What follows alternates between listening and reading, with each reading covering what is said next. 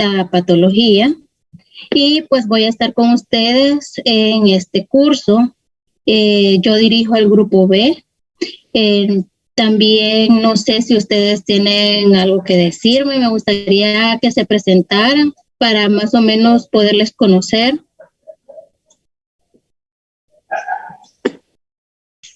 Hola, bueno, mi nombre es Catherine Aragón. Ok. Es necesario encender la cámara. Si le da pena, pues no lo hago, porque yo de otro ratito ya la voy a apagar. Recording in progress. ¿Alguien más?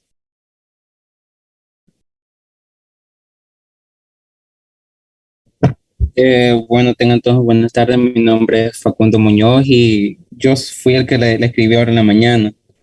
Sí, usted es el representante, ¿verdad? Sí, yo.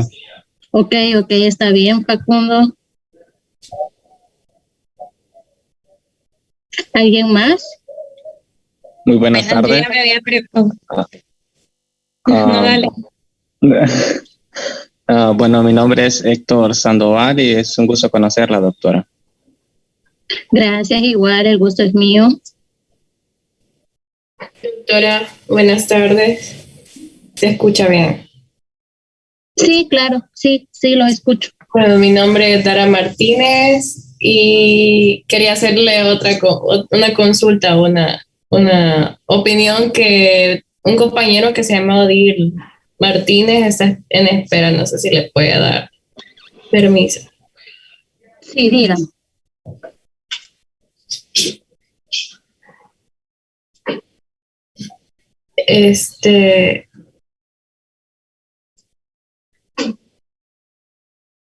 Hola.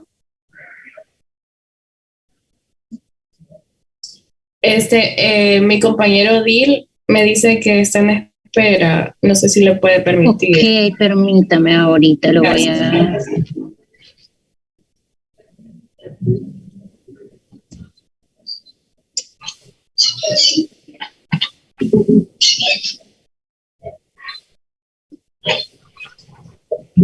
Ya lo voy a aceptar, solo creo que estoy teniendo un poco de problemas de conexión.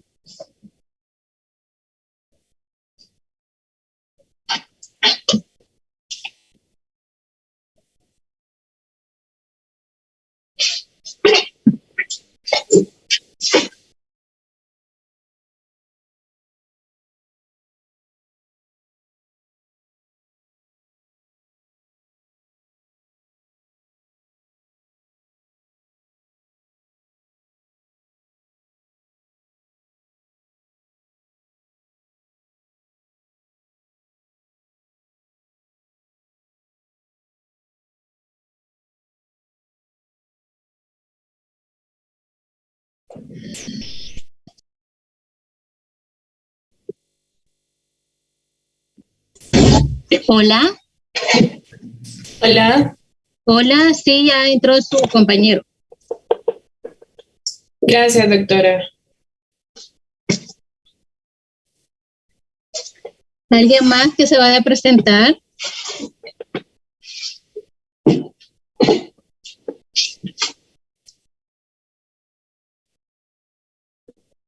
Stanley.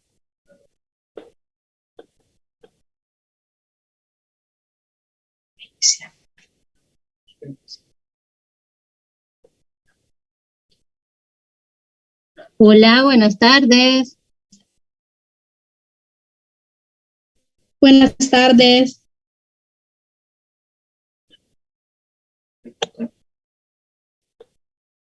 ¿Me escuchan?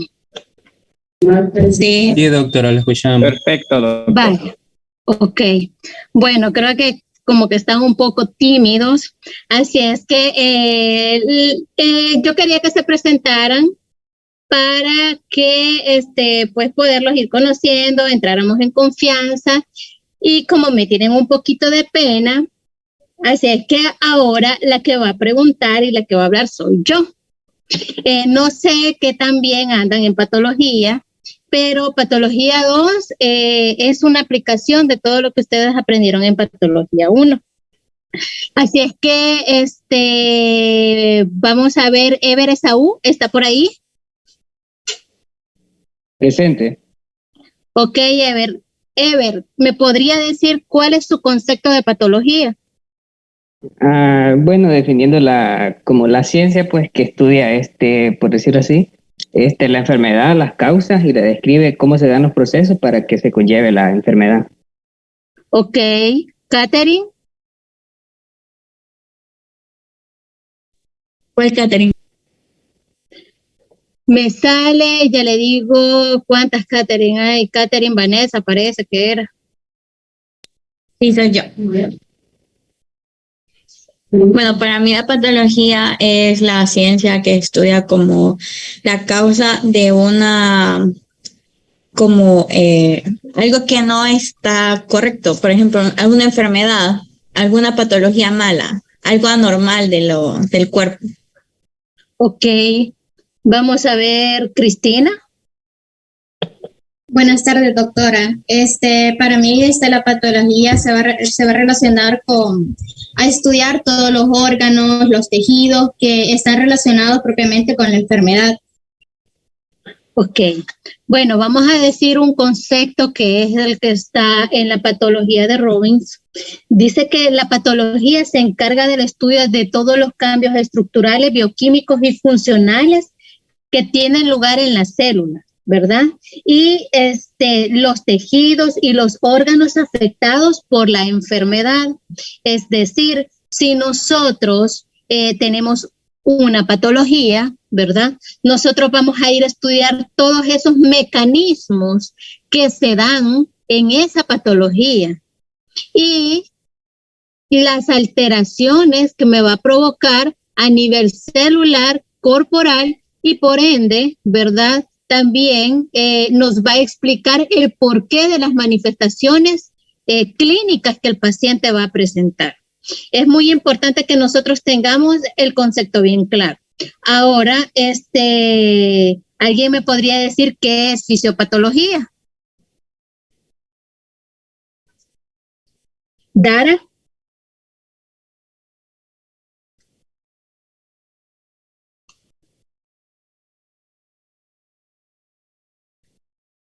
Dara. Hola, sí, creería yo que sería como el estudio un tanto fisiológico de la patología, es decir, del estudio de la estructura o morfología de un tejido, se podría decir. Uh-huh. La fisiopatología es el estudio de los mecanismos, ¿verdad?, por los cuales se producen las manifestaciones clínicas de una enfermedad. Entonces, para nosotros poder saber patología, tenemos que conocer fisiología. Me imagino que ustedes ya llevaron fisiología, ¿verdad? Sí, ya la llevamos, doctor. Ok, entonces aquí es muy importante conocer fisiología, anatomía. Es muy importante la anatomía en patología. ¿Por qué? Porque nosotros vamos a ver las alteraciones corporales. Entonces tenemos que saber la patología, la fisiología y la anatomía normal para ir a conocer lo anormal, ¿verdad? Entonces, el día de ahora les voy a hablar me toca cardiovascular 3 y dentro de cardiovascular está lo que es vasos sanguíneos. Me imagino que ustedes ya conocen las generalidades de cómo está compuesto un vaso sanguíneo. No sé si ustedes Doctora, logran ver la disculpe. diapositiva. Doctora, Hola. fíjese que me comentaba una compañera que al parecer le botó la señal de internet y ahora están intentando ingresar. No sé si la Ok, podría agregar. ahorita. Ya voy.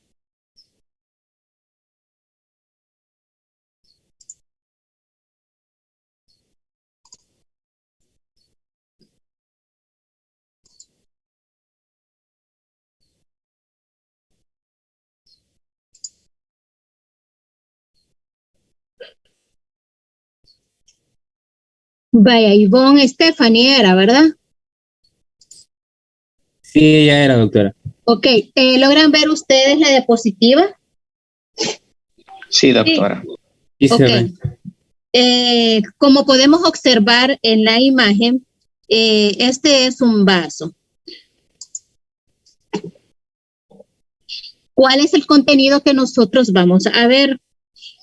Vamos a ver la estructura y función vascular, anomalías vasculares, respuesta de la pared vascular a la lesión, engrosamientos de la íntima, vamos a ver cómo eso afecta y nos repercute en ciertas patologías, enfermedad vascular hipertensiva, que es muy importante conocerla para poder conocer las otras patologías que siguen a continuación, arteriosclerosis, ateroesclerosis, patogenia de la ateroesclerosis, consecuencias de las enfermedades ateroscleróticas. Vamos a ver las vasculitis, aneurismas aórticos y patología de venas. Para empezar, vamos a iniciar diciendo que la arquitectura general y la composición de los celular de los vasos sanguíneos son similares en todo el aparato cardiovascular. No obstante, hay niveles de especialización que reflejan diferentes aspectos funcionales que caracterizan a ciertos tipos específicos de vaso.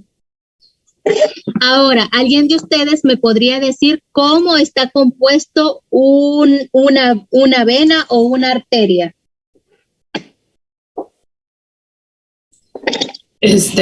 No sé si se refiere a eso, pero en cuanto a vasos sanguíneos, yo recuerdo que habían 3 capas. Una Perfecto. externa, que era la adventicia, después le seguía la media y la íntima, que era la más interna. Ok, exacto. Entonces ahí estamos hablando de un vaso desde el punto de vista anatómico, ¿verdad? Pero nosotros vamos a integrar ahora lo anatómico con lo fisiológico y lo patológico.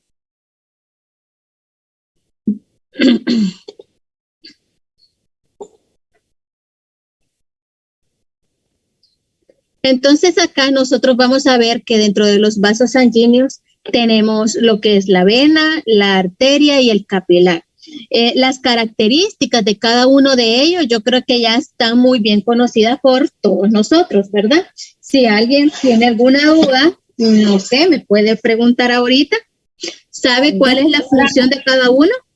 Doctora, solo una cosa, no sé si nos podría presentar la diapositiva. Es que ahorita la estamos viendo desde el PowerPoint, pero se ve muy chiquita.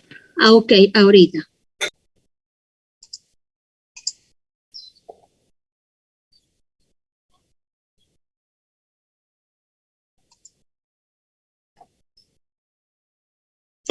Permítame.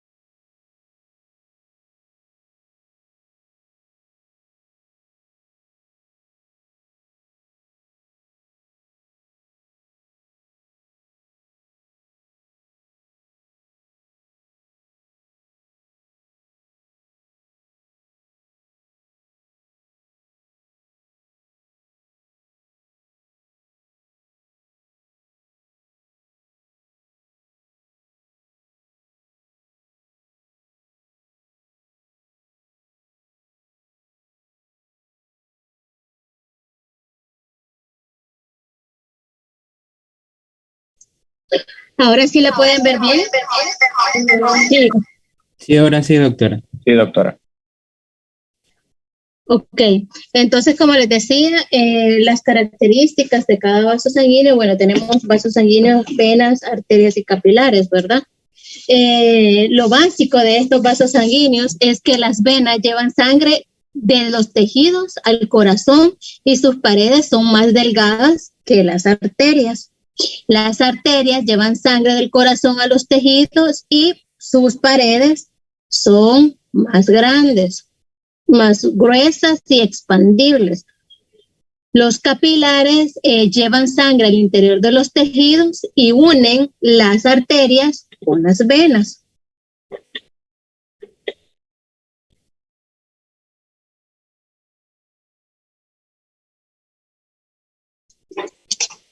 Permítanme que se me...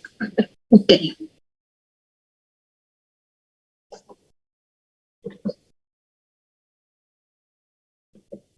Entonces, hablando de la especialización regional de cada uno de estos vasos, vamos a decir que aunque la organización básica de tanto las arterias como las venas es constante, el grosor y la composición de las distintas capas varían en virtud de las fuerzas hemodinámicas que éstas ejercen y también los requerimientos tisulares. La aorta, como nosotros podemos observar acá, ¿verdad? Esta aorta tiene un tejido que es bastante elástico. ¿Por qué creen ustedes que la aorta tiene un tejido que es elástico? No sería, doctora, porque es la que va a recibir, por así decirlo, la mayor fuerza a la hora donde la sangre sale directamente del corazón. Exacto, ¿verdad? Esta es una arteria que tiene que acomodar elevadas fuerzas pulsátiles. Entonces, vamos a hacer una comparación entre cómo está formada anatómicamente una vena y una arteria, donde nosotros podemos observar la vena tiene una presión más baja, ¿verdad? Ya habíamos dicho nosotros que las paredes son más delgadas y podemos ver que está formada por íntima, por media y por adventicia. Y si observamos nosotros, la arteria está formada de la misma manera, pero tiene una diferencia. ¿En qué parte? ¿Alguno de ustedes puede decirme cuál es la diferencia que ve entre las dos?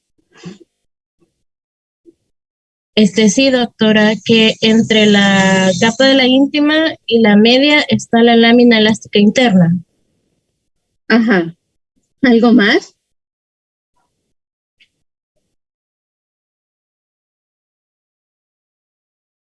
¿Alguien más?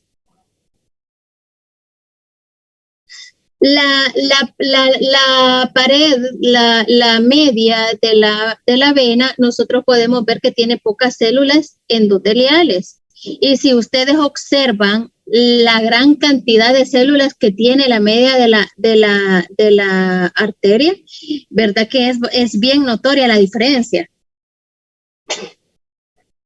Normalmente dice que la íntima consta de una sola capa de células endoteliales que se asientan sobre una membrana basal. ¿Cuáles son las células endoteliales? Son todas estas. Los dos tipos de vasos las tienen. Está separada por una lámina elástica interna.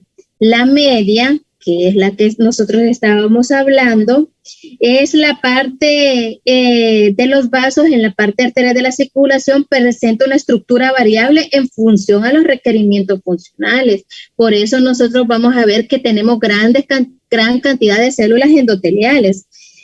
Presentan diversas capas concéntricas bien organizadas de células de músculo liso, ¿verdad? Que son todas estas que están acá, en tanto que el músculo liso de las venas están distribuidas de manera más aleatoria. Entonces acá nosotros podemos ver desde aquí la diferencia que hay entre los dos vasos.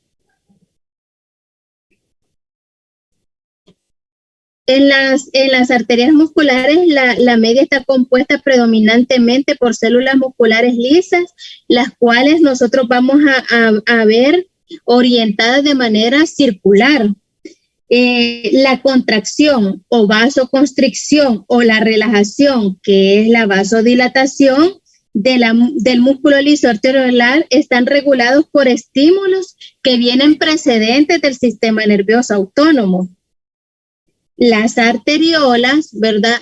Vamos a decir que las arteriolas son los principales puntos de resistencia fisiológica al flujo sanguíneo.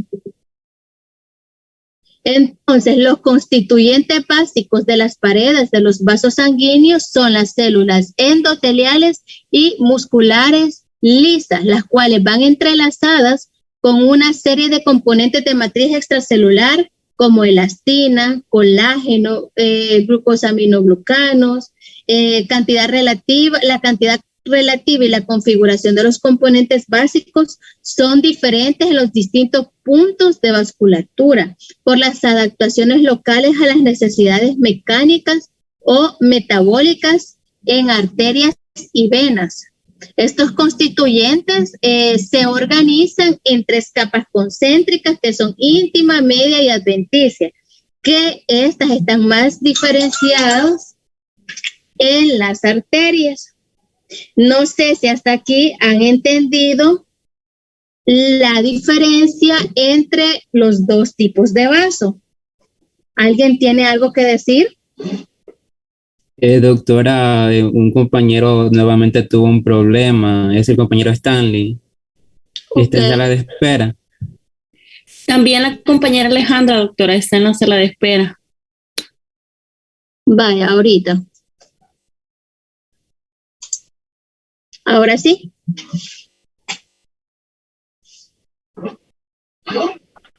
¿Ya entraron los 2 compañeros? Sí, doctora, gracias. Ok. Como les decía, no sé si ustedes han entendido de la diferencia que hay anatómica entre los 2 tipos de vaso. ¿Por qué? Porque cumplen funciones muy diferentes. Entonces, vamos a decir que todos los vasos, excepto los capilares, comparten una arquitectura de 3 capas, consistente con una íntima que está revestida de endotelio, rodeada por una media de músculo liso y una adventicia de soporte entremezcladas con matriz extracelular. Ahora, me gustaría que ustedes me dijeran si ustedes saben el concepto de estenosis. ¿Alguien tiene una idea? Doctora, cuando hablamos de estenosis nos referimos a la reducción, en ese caso, de la luz de un conducto, y si lo aplicamos a eso sería la reducción del diámetro de la luz del vaso. Ok, perfecto. Entonces, nosotros vamos a ver más adelante cómo las alteraciones, las estenosis en estos vasos nos van a traer muchos problemas de salud, que ya les voy a explicar qué patologías nos va a provocar. Entonces,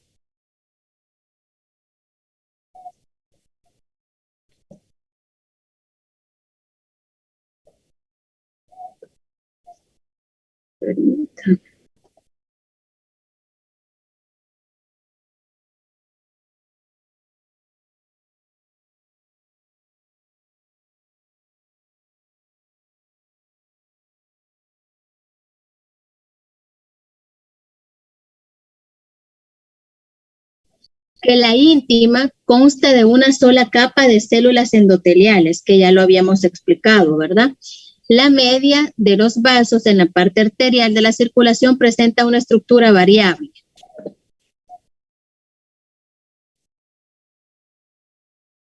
Ahora, ¿por qué estructuras va a estar formada la media? La media va a estar formada por las arterias que presentan diversas capas concéntricas bien organizadas de células de músculo liso, en tanto que el músculo liso de las venas está dispuesto con distribución más aleatoria, ya lo habíamos dicho. La media de las arterias elásticas presenta alto contenido de elastina. Con el envejecimiento y la pérdida de elasticidad, la aorta y las grandes arterias se tornan menos expandibles, lo que tiende a provocar un aumento de la presión arterial. En las arterias musculares, la media está compuesta predominantemente por células musculares lisas orientadas circunferencialmente, y las arteriolas son los principales puntos de resistencia fisiológica del flujo sanguíneo. Ahora, la adventicia se sitúa en el exterior de la media y en muchas arterias está separada de ella por una lámina elástica externa bien definida. La adventicia está formada por tejido conjuntivo laxo que contiene fibras nerviosas, vasovasculares, que son pequeñas arteriolas responsables del aporte a la parte externa de la parte externa a la media de grandes arterias de oxígeno y nutrientes. Entonces, los capilares, que son los vasos más pequeños, presentan un revestimiento de células endoteliales, pero carecen de medias, si bien cuentan con un número variable de pericitos, células similares a las del músculo liso que se continúan de forma característica profundas a lo que es el endotelio. Entonces vamos a hablar de lo que son ya las anomalías vasculares. Nosotros vamos a decir que las anomalías vasculares realmente muy rara vez son sintomáticas, es decir, que nos van a dar síntomas. Es importante poder identificar cuáles son las variantes anatómicas normales para nosotros poder saber si estamos ante una fístula o estamos ante una displasia, ¿verdad? Entonces, vamos a empezar a hablar de lo que es la respuesta de la pared vascular a la lesión.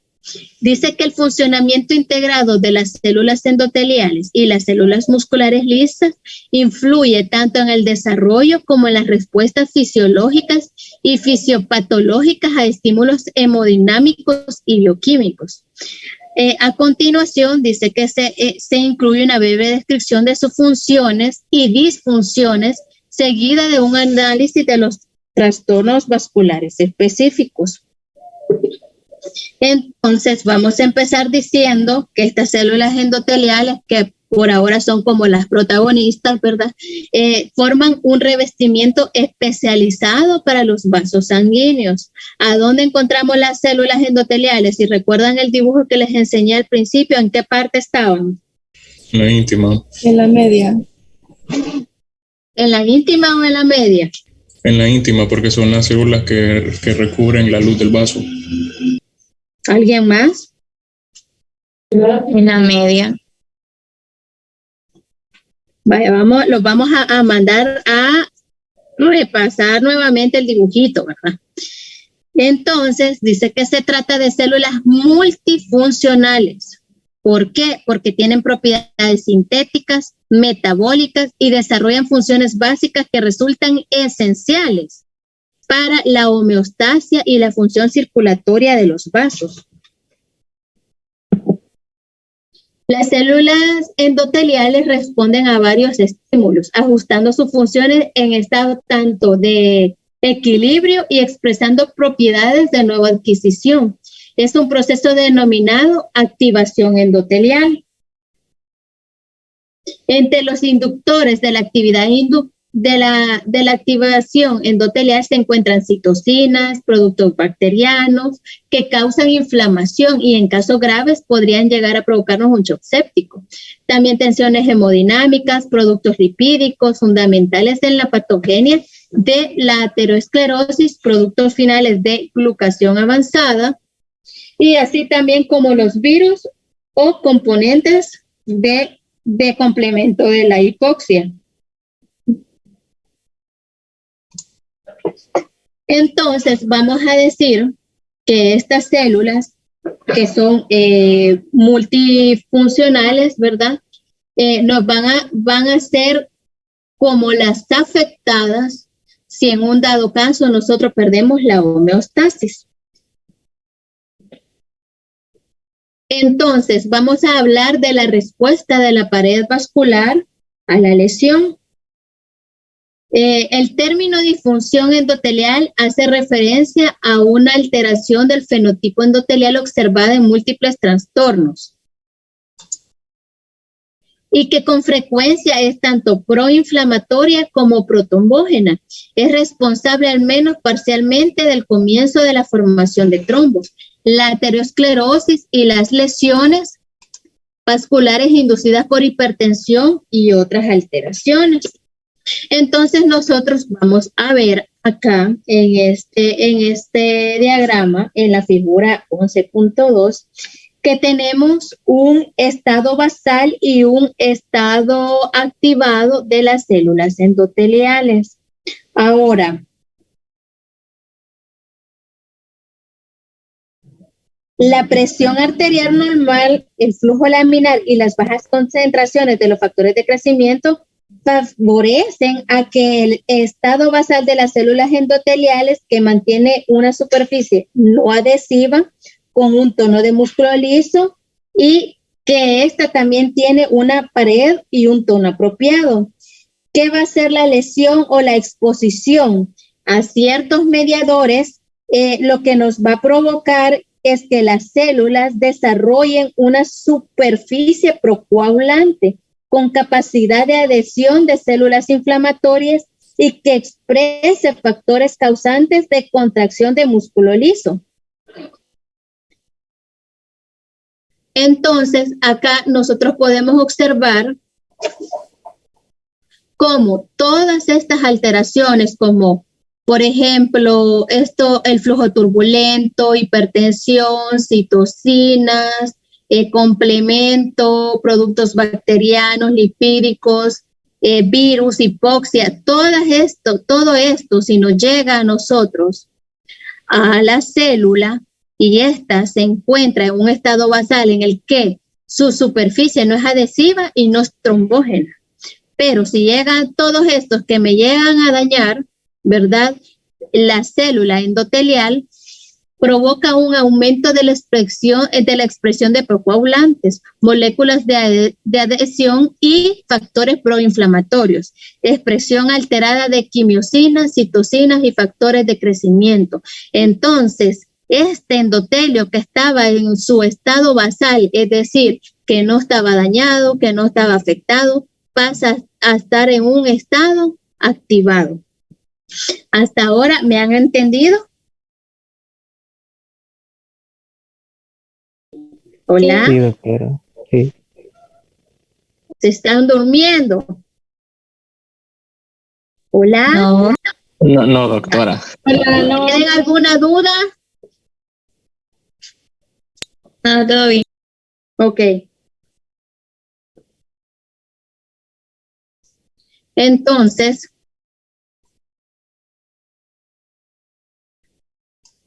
vamos a decir que las células de la pared muscular son el elemento celular predominante en la media de los vasos, ¿verdad? Y desempeñan importantes funciones en la reparación vascular normal y en procesos patológicos como la aterosclerosis. Estas células tienen la capacidad de proliferación cuando son estimuladas adecuadamente. Asimismo, sintetizan colágeno, elastina, proteoglucanos, elaboran también factores de crecimiento, citocinas. Dichas células son también responsables de la vasoconstricción o también de la dilatación que sucede en respuesta a estímulos fisiológicos o farmacológicos. Entonces, vamos a hablar del engrosamiento de la íntima, una respuesta prototípica a la pared, a la lesión celular. Es decir, nosotros tenemos un vaso que está intacto, ¿verdad? pero llega una lesión, llegan factores o pasan cosas que me provocan a mí una lesión vascular. Entonces, la lesión vascular asociada a la disfunción o pérdida de células endoteliales estimula tanto el reclutamiento y la proliferación de células de músculo liso como la síntesis de matriz asociada con el consiguiente engrosamiento de la íntima. Las células endoteliales implicadas en la reparación pueden migrar desde áreas no lesionadas adyacentes a zonas desnudas o pueden también derivar de precursores circulantes. Las células musculares